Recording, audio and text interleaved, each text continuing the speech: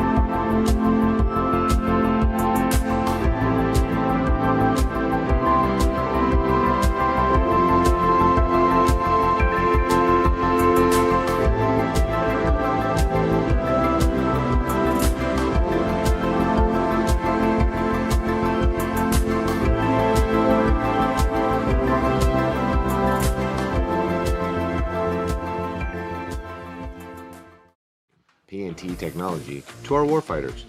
And with the space domain becoming increasingly contested, the United States Air Force and Space Force continue to bolster GPS architecture resiliency. The Navigation Technology Satellite 3, or NTS-3, is a geosynchronous orbiting testbed that will enable experimentation of new PNT technologies and concepts. NTS-3's Agile Waveform Platform is a digital signal generator that can be reprogrammed on orbit, allowing for updates, modifications, or switching of the PNT signals. The NTS-3's large phased array L-band antenna allows it to generate multiple spot beams while retaining legacy Earth coverage broadcast capability. To support the NTS-3 spacecraft, AFRL is also developing software-defined, reprogrammable receivers and a next-gen ground control segment capable of delivering a comprehensive system solution for resilient future GPS services. Aside from generating performance data of our experimental components, this experiment focuses on testing out brand new, forward-looking ConOps for military PNT. NTS-3 and AFRL Vanguard program will provide robust, reliable, and resilient position, navigation, and timing technology for the United States warfighter. As we look at the Vulcan rocket on the pad, we see the American flag across the inner stage and logos for the United States Space Force, ULA, as well as mission artwork on Vulcan's payload fairing. This artwork features a Vulcan god in the center, along with a logo for the NTS-3 mission in the top right corner. The NTS-3 logo includes mission-specific symbolism with arrows, a bullseye, the Roman numeral number 3 on the face of an analog clock, as well as a Zia symbol in tribute to Kirtland Air Force Base in Albuquerque, New Mexico, where NTS-3 began and is led by the Air Force Research Laboratory Space Vehicles Directorate. As we continue counting down towards T0, let's learn more about how ULA builds the Vulcan rocket.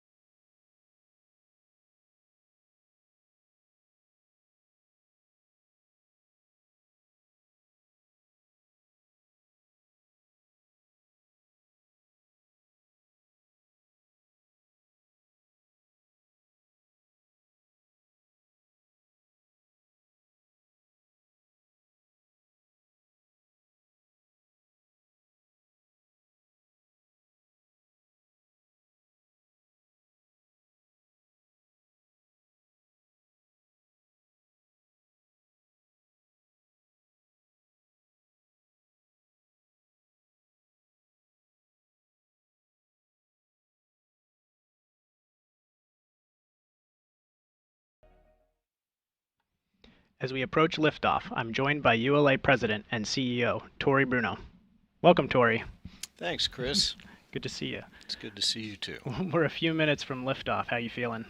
Well, I'm feeling great. I mean, this is such an important moment for us to see Vulcan enter service, especially in the national security mission. The rocket's looking beautiful. The weather is clean. We're pretty excited. Great. Yeah, liftoff's always an exciting thing to see, but equally exciting for me is the flight of the second stage. Centaur is just an amazing vehicle. Absolutely, especially Centaur 5, and it really makes this mission that much more significant for us because this is literally the mission that drove the design of Vulcan. It's that direct inject to GSO exotic orbit with a really complex payload and an extraordinarily long mission timeline. It's literally the anchor that designed this entire rocket architecture. So as we enter into service, that's really something special. I might have preferred to have done a nice easy mission, but hey, this is what we built this rocket for, and it's about to go do it. Great. Well, thank you, Tori, for your time. We appreciate the interview. You bet. Thank you. I'm going to get back on console. Great.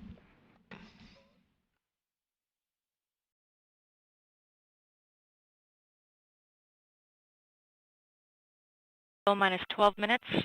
All communications switch to channel 1. All personnel and visitors remain in the present position until launch. Maintain operational silence in the LCC. Terminal count briefing. If a condition exceeds a launch constraint any time after the terminal count status check, the observer shall announce hold on channel 1, identify their station, and briefly state the reason for the hold. RLM verify redline monitor and vent table are in the correct configuration for terminal count. Verified. LC locks 2. Go locks 2. Centaur LO2 at flight level. Roger. LC fuel 2. Go fuel 2. Centaur LH2 at flight level. Roger.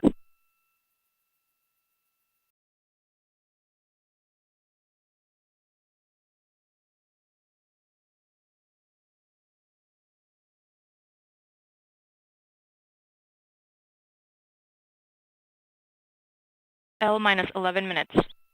LC switch to ready position. All steps are complete prior to the status check.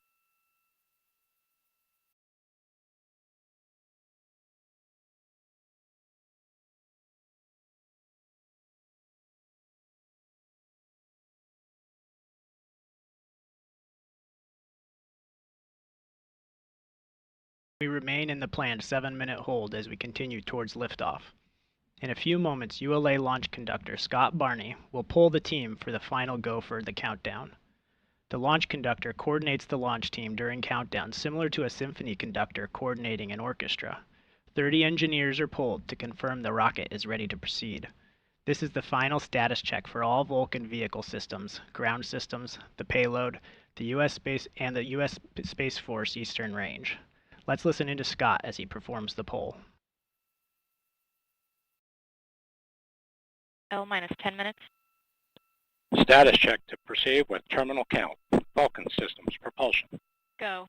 Hydraulics. Go. Pneumatics. Go. LNG. Go. LO2. Go. Water. Go. Centaur systems, propulsion. Go.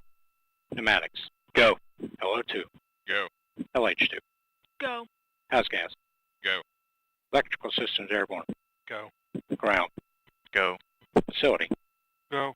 RFFTS. Go. Flight control. Go. GCQ. Go. Op support. Go. Com. Go. Umbilicals. Go. Environmental control systems. Go. Redline monitor. Go. Quality. Go. Op safety manager. Go. ULA safety officer. Go. Vehicle system engineer. Go. Anomaly chief. Go.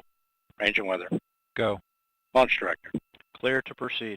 Mission director. This is the mission director. You have permission to launch. Proceeding with the count. ALC, verify T0 is set for 0056 Zulu. Verified. ABE, issue Polling is MR. complete and the team is go for launch. From now until liftoff, you'll hear launch conductor Scott Barney and the team performing the final steps in the countdown procedure. Several critical activities occur in the final minutes before launch, including verifying fuel tank levels and pressures in the booster and Centaur. and arming the flight termination system.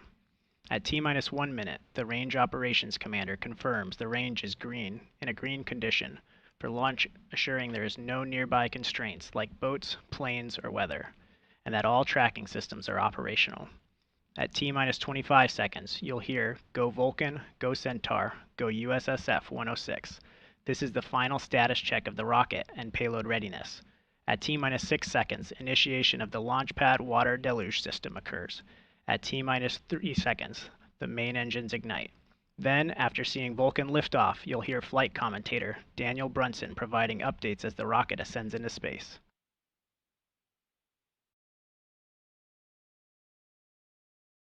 In our launch count, we include planned holds. This means that as the launch team and the launch clock are getting closer to liftoff, the clock will pause for short periods of time to allow the team to resolve any issues that might occur in the hours leading to launch. If you're familiar with launch counts, then you might already know that the L- time refers to the actual time remaining until launch, and the T- time refers to the time that reflects these holds.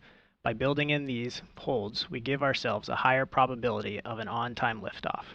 As we are currently in our 7 minutes hold, we will anticipate releasing the hold in just a few moments. Time will be T-minus 7 minutes and counting. 3, 2, 1, mark. The countdown clock has resumed, and we are go for launch at 8:56 p.m. Eastern Time. After decades of launching our country's most vital assets into space on Atlas and Delta rockets, ULA is proud to continue supporting our nation, launching new capabilities atop our new Vulcan rocket. Let's take a look at our legacy of national security launches. Country and our people. 100 national security launches, 100 missions we proudly enabled. And we look forward to the next era of national security missions, launching atop ULA's high-performance Vulcan rocket.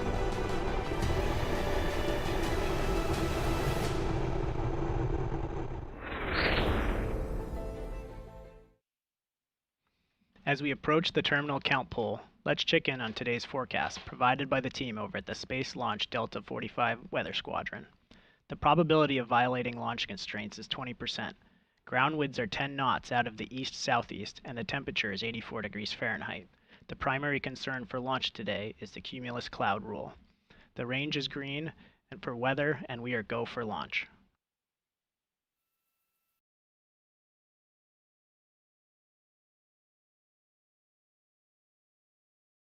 Following liftoff, ULA's Vulcan rocket will be flying an easterly heading from Space Launch Complex 41. Here's a look at today's flight. Following final confirmation of rocket readiness, twin BE-4 engines and 4 GEM 63XL solid rocket boosters produced nearly 3 million pounds of thrust to lift ULA's Vulcan rocket away from Cape Canaveral Space Launch Complex 41.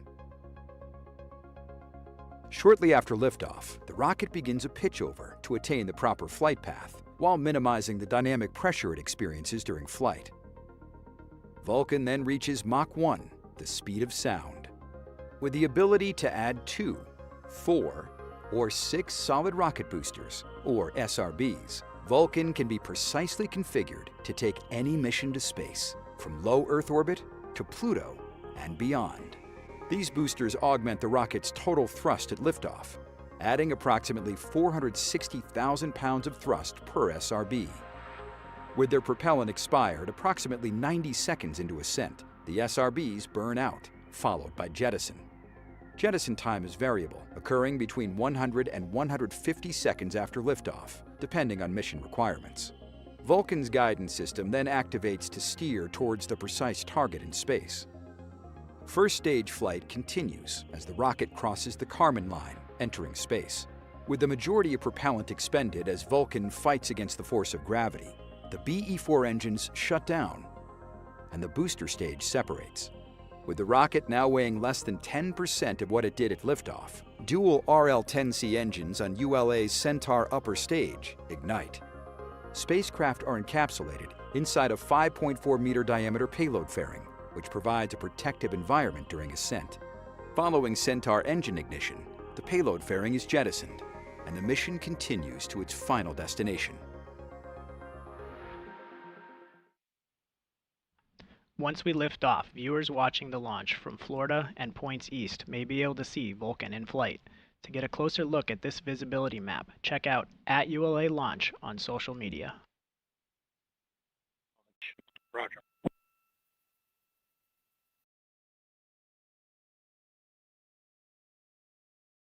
$159, Vehicle internal. $155, Launch sequencer start.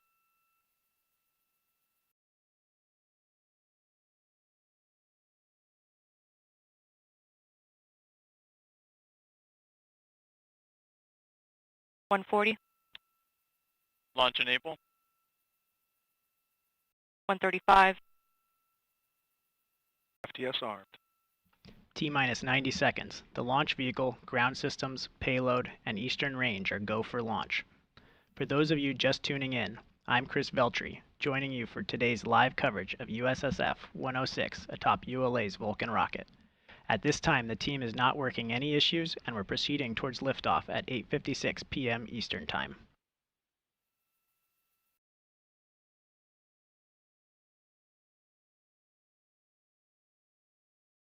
T-minus 1 minute. Rock, report range status. Range green.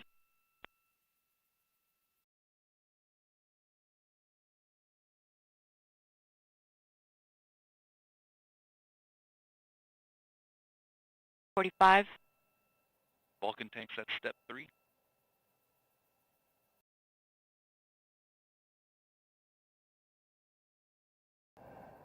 $34, $30, EE4 start box, go.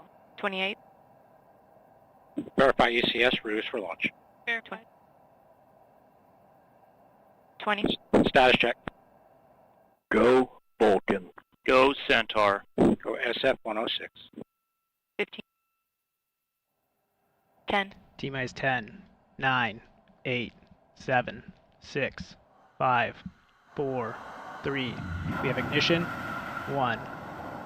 And liftoff of United Launch Alliance Vulcan rocket carrying USSF-106 for the United States Space Force, continuing ULA's soaring legacy in national security space launch with the innovative Vulcan rocket.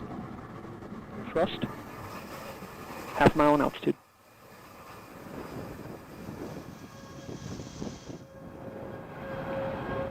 Completed our pitch and yaw program. Body rates turned to 0. P's gone to closed loop control.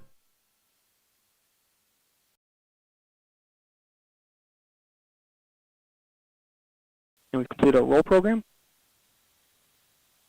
3 miles in altitude, half mile downrange. And Mach 1, Vulcan is supersonic.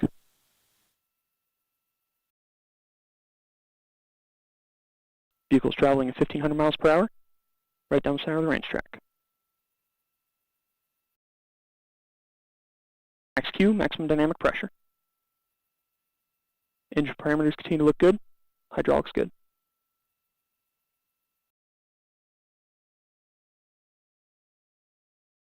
Five miles downrange. You are hearing Daniel Brunson providing launch vehicle ascent data.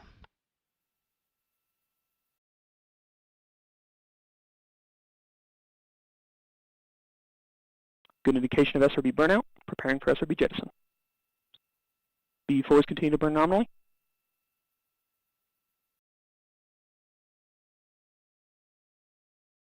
Good indication of SRB separation.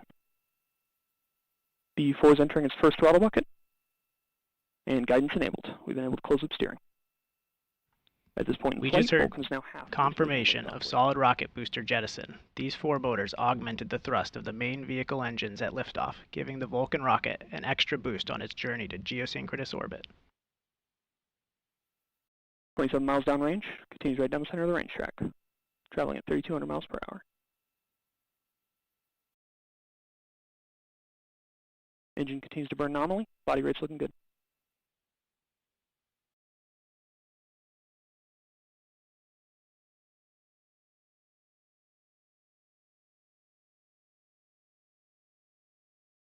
We've got activation of the RCS pyro valves on the upper stage.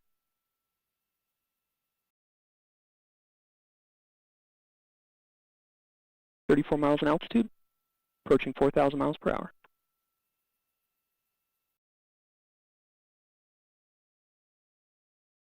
Body rates continue to look as expected.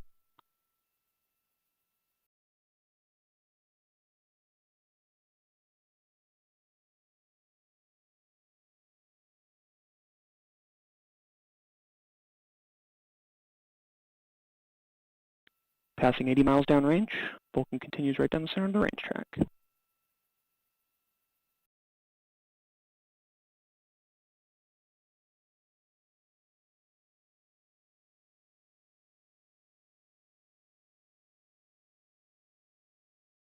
Passing through 45 miles in altitude, 107 miles downrange.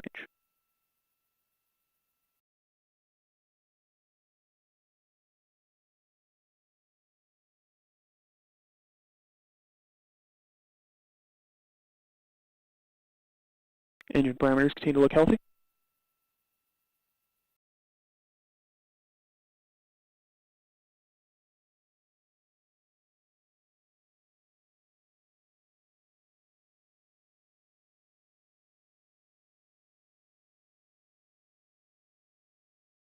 We're now a quarter of our original liftoff weight, 169 miles downrange, 56 miles in altitude.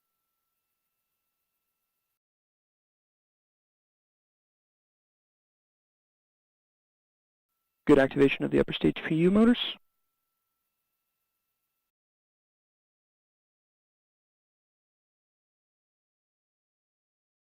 Vehicle's traveling 8,400 miles per hour. This is Vulcan Mission Control at T plus 4 minutes and 30 seconds. We're about 30 seconds away from our next mission events, booster engine cutoff and booster separation, followed by start of the main engine and jettison of payload fairing. Let's return to Daniel Brunson.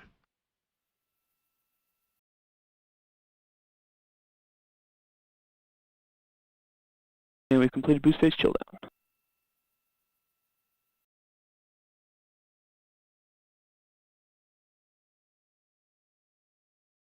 Prop on, Elsie. And good indication of shutdown. An indication of Centaur separation. We've got pre-start on H2 and O2.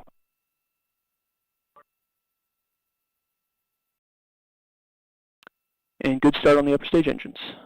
2 good RL temps. Good indication of PLF jettison. Centaur PU set to open loop control. Body rate's looking good.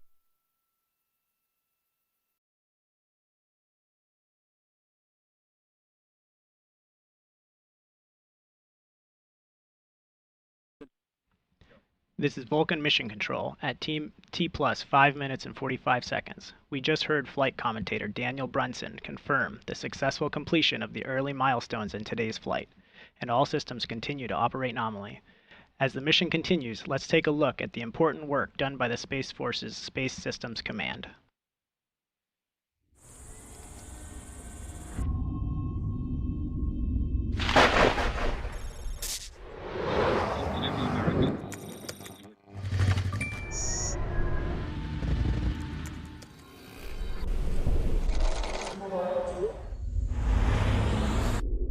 The ultimate high ground has no ground.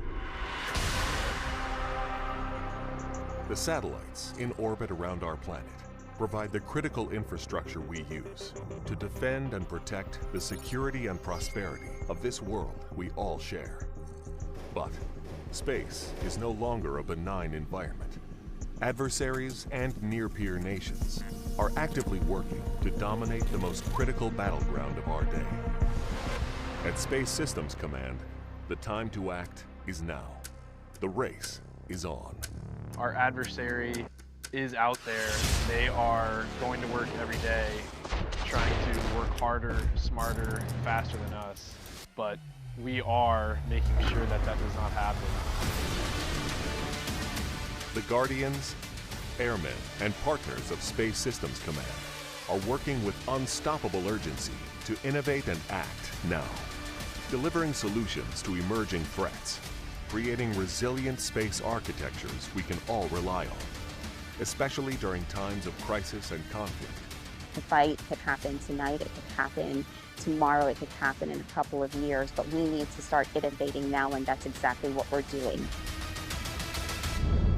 For Space Systems Command, working faster means breaking from the status quo, exploiting existing space architectures and capabilities in creative new ways, working with commercial industry, innovators and tech startups, and allied nations to exploit, buy, and build, to deliver better, faster, and more affordably. We are advancing the space architecture that we have up there right now, making sure that it's optimal, making sure that we get new space architecture set up, prototyping, experiments, to ensure that we can outpace the enemy tomorrow. To maintain our lead in space, Space Systems Command has embraced a new culture, empowering its people to race forward, speak up, and connect with industry in unprecedented new ways. Our people are agile, they continue our partnerships, they are working collaboratively day after day in order to contribute to the big warfighter purpose. Space is a team sport. We have to work together to provide integrated, resilient capability and speed in order to fight through any contingency or crisis. Space Systems Command is moving fast to maintain U.S. superiority in space, running a marathon of sprints, thinking differently, acting boldly, empowering at every level to make space work for us all. At Space Systems Command, space starts here. As we wrap up today's live coverage, I'd like to say thank you for tuning in to today's flight. What a beautiful evening we had in Florida for launch today. We got to hear from ULA's president and CEO, Tori Bruno, about how Centaur is truly one of a kind, and we witnessed boost phase for Vulcan's inaugural national security mission. For more information about ULA, the Vulcan rocket, and USSF-106 updates, please visit ulalaunch.com and subscribe to ULA's YouTube channel. And plan to join us for our next launch, an Atlas V rocket launching Kuiper 3 for Amazon. As we sign off this evening, we'll take another look at today's liftoff. 10, 9, 8, 7, 6, 5, 4, 3. We have ignition. 1. And liftoff of United Launch Alliance Vulcan rocket carrying USSF-106 for the United States Space Force, continuing ULA's soaring legacy in national security space launch with the innovative Vulcan rocket. Thrust. Half mile in altitude.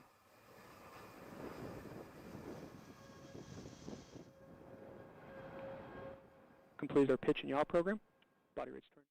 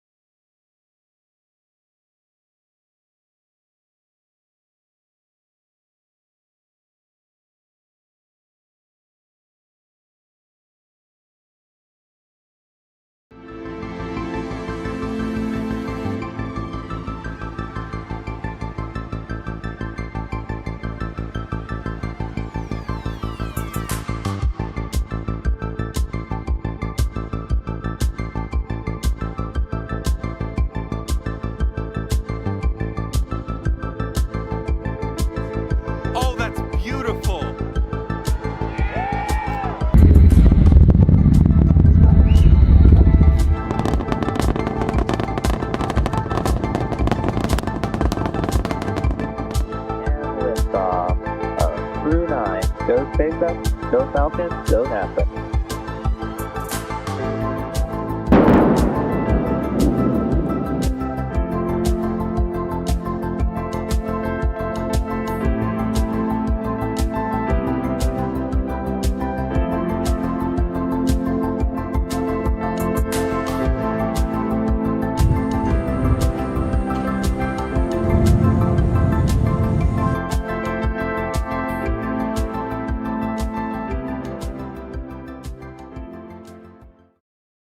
What the customer is requesting in terms of orbit. tonight we will have 3 reignition